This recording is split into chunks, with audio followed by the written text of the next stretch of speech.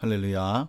오늘도 우리에게 귀한 생명 주시고 또 복된 하루의 시작을 허락하신 살아계신 주님께 귀한 영광과 감사 올려드립니다. 목요일 아침입니다. 계속되는 아침 말씀 묵상 이어가도록 하겠습니다.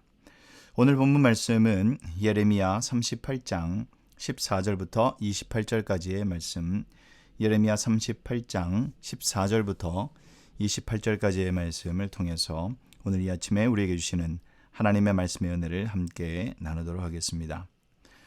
시드기야 왕은 이제 예레미야 선지자를 은밀하게 불러서 하나님의 말씀을 듣고자 합니다. 예레미야는 물론 그 왕의 의도를 의심은 했습니다. 그러나 그는 예레미야를 죽이지 않고 말씀을 듣겠다라는 맹세까지 하게 되죠. 이제 그것이 14절과 16절까지의 말씀인데, 이 시드기야는 예레미야가 전하는 말씀을 거부하지 않았고 예레미야를 하나님의 선지자로 인정하기도 했습니다. 그러나 예레미야가 이미 전한 말씀을 알고 있으면서도 자꾸 새로운 메시지를 묻는 것을 보면은 이 말씀에 순종하려는 마음이 없었다라고 볼 수밖에 없는 거죠. 하나님은 한번 선포하신 그 말씀을 바꾸시거나 또는 이거를 어떻게 변개시킬 수 없는 그러한 말씀이 변질될 수 없는 것이 바로 하나님의 말씀이죠. 예레미야는 지금까지 전했던 것과는 다르지 않은 똑같은 말씀을 전합니다. 시드기야 왕과 신하들과 백성이 살아남고 예루살렘이 폐허가 되지 않는 유일한 길은 바벨론에게 역시 항복하는 것밖에 없다라는 말씀을 다시 한번 되풀이해서 왕에게 선포를 하죠. 17절과 18절 말씀에 그렇게 나타나 있습니다. 그런데 시드기야는 이 말씀을 이미 알고 있었습니다. 그러나 순종할 마음이 없어서 또 다른 말씀을 요구하고 계속 듣기만 합니다. 듣기만 하는 자에게 하나님의 은혜와 능력이 임하겠습니까? 임하지 않습니다. 순종할 마음이 없는, 하나님은 그래서 마음의 중심을 찾으신다라는 것은 마음의 감동이 되어 삶으로 드러나고 움직이고 행동하는 신앙을 기대하시는 것인데, 시드기야는 자기가 듣고 싶은 말이 나올 때까지 지금 기다리는 거지요.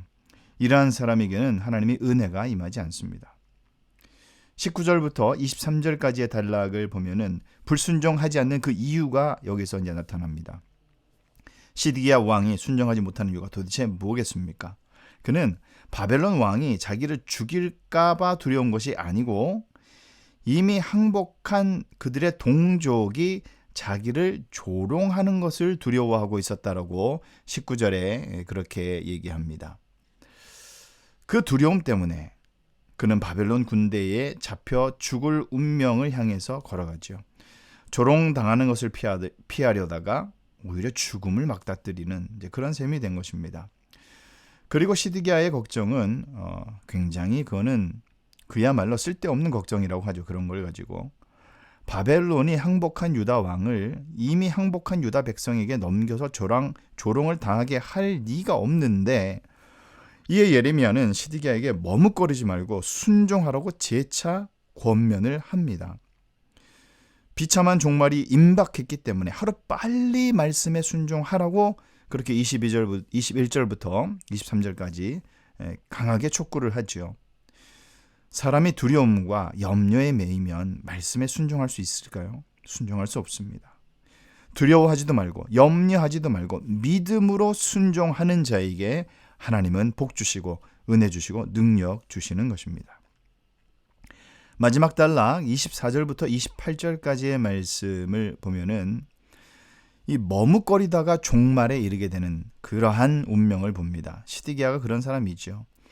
시드기야는 예레미야에게 자기에게 한 말을 누구에게도 하지 말라고 하고 고관들이 물으면 요나단의 집으로 돌려보내지 말기를 요청했다라고 대답할 것을 이렇게 지시를 합니다. 실제로 고관들은 예레미야를 찾아와서 왕과 나눈 대화가 뭔지 물었죠. 예레미야는 시드기야가 지시한 대로 대답합니다. 27절에 보니까 그렇게 얘기하고 있죠. 예레미야는 시드기야가 바벨론에게 항복하기로 결단한 것을 기다리며 고관들에게는 시드기야와 나눈 대화를 비밀에 일단은 붙입니다. 그런데 아무런 변화도 일어나지 않았다라는 것이 문제죠. 예레미야는 예루살렘 성이 함락될 때까지 시위대 뜰에 갇혀 있었다라고 28절에 기록하고 있습니다. 시드기야는 계속 머뭇거리다가 결국 최악의 결말을 맞이하고 만 것입니다. 하나님의 말씀을 알면서도 차일피일 미루는 자들의 최후가 이렇다라는 것입니다. 순종하기에 적절한 때는 바로 나중이 아니라 오늘 이 시간, 바로 지금 이때가 순종할 가장 최적의 시기임을 오늘 이 머뭇거리는 시드기야의 모습을 보면서 우리가 깨달을 수 있는 영적 교훈이 될 것입니다. 우리는 하나님의 말씀이 넘쳐나는 이 시대에 살고 있지요. 각종 매체를 통해서 수많은 설교와 강의를 들을 수가 있고 마음만 먹으면 하나님의 말씀에 대해 연구할 자료를 쉽게 구할 수도 있습니다. 그러나 정작 말씀에 순종하는 사람을 찾기는 쉽지가 않다라는 것입니다. 다 머뭇거리기 때문입니다. 우리에게 남은 시간이 많다고 우리가 그렇게 안심하고 또 착각해서는 안 될 것입니다.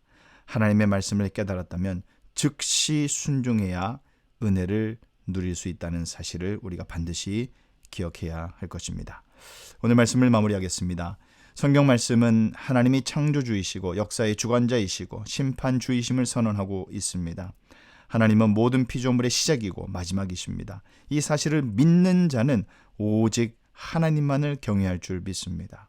오직 하나님만을 두려워함으로 하나님의 말씀에 순종하는 그러한 지혜로운 성도가 되어야 될 줄로 믿습니다. 머뭇거리지 말고 오늘 하루도 주님 나에게 주시는 그 말씀에 직접 반응하고 오늘 이 시간 순종하며 나아가는 저와 여러분 되시기를 예수님의 이름으로 축원합니다.